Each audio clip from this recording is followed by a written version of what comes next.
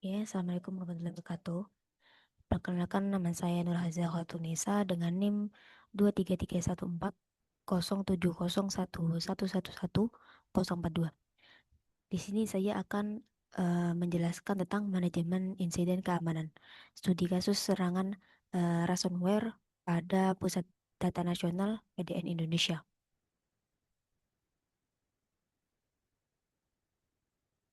Yang pertama di sini saya akan menjelaskan apa itu manajemen insiden.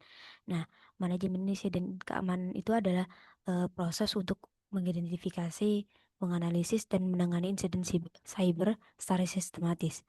Nah, tujuannya itu adalah untuk mengurangi dampak serangan dan memulihkan sistem secepat mungkin.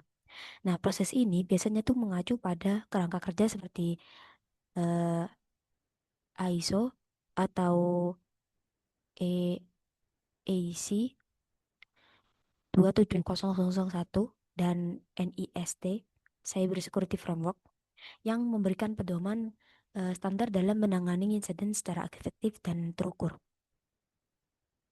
Nah, di sini saya akan mengambil studi kasus dari serangan ransomware pada PDN Indonesia. Nah, pada bulan Juli 2024 terjadi serangan cyber besar yang menargetkan Pusat Data Nasional PDN Indonesia. Nah, serangan ini menggunakan ransomware berjenis Lockbit yang berhasil menembus sistem dan menyerang server vital milik PDN. Nah, akibat dari serangan ini itu berbagai layanan publik itu mengalami pemadaman seperti data penting transkripsi dan pelaku itu meminta tebusan sebesar 5 juta dolar AS Amerika Serikat agar data dapat dipulihkan. Nah, investigasi awal menunjukkan bahwa penyebab utama serangan ini adalah adanya celah keamanan pada firewall serta kurangnya pembaruan patching sistem yang membuat infrastruktur PDN itu rentan terhadap eksploitasi. Nah, di sini saya akan menjelaskan SOP penanganan dari insiden berdasarkan ISO atau NIST.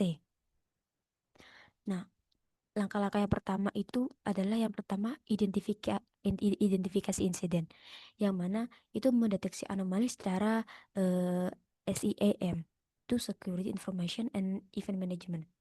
Yang kedua itu dengan analisis insiden, jadi menentukan tingkat ancaman dan area yang terdampak.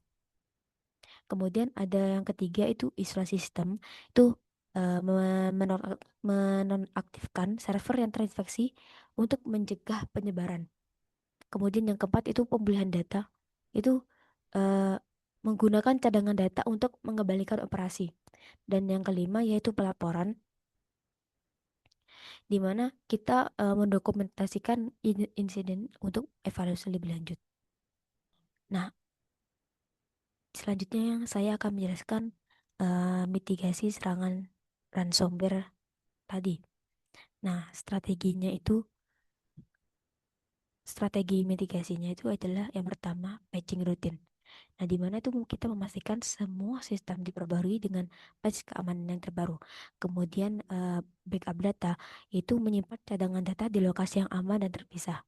Terus yang ketiga itu pelatihan SDM, di mana kita melatih staf untuk mengenali phishing dan taktik sosial lainnya. Dan yang keempat yaitu penggunaan alat enkripsi, di mana melindungi data sensitif dengan enkripsi end-to-end.